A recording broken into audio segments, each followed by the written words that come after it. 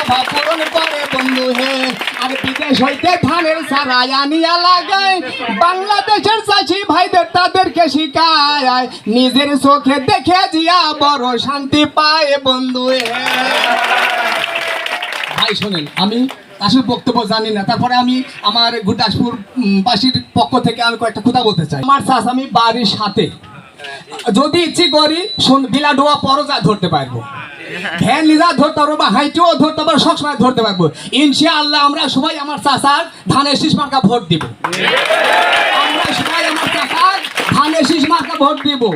আজ চাষার পক্ষ থেকে দোয়া করে যাই, পিতার নাম সে যেন রাখতে পারে ভাই, দীর্ঘজীবী করে যেন প্রভু মালিক সাই বন্ধু হ্যাঁ।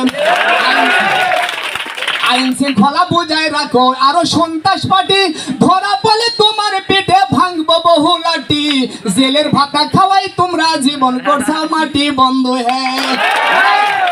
আমি তোমার অনুরোধ করছি, আমার নিজে অনেক কষ্ট করে গেছো, আসলে অত ভোট দিতে আমার দরকার নাই।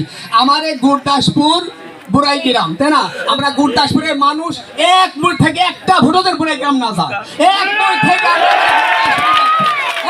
আজ চাষা যেভাবেই হোক আমরা ইনশাআল্লাহ এমপি বানাবো, আমরা সংসদে আল্লাহ পাক তৌফিক দান করে দাও।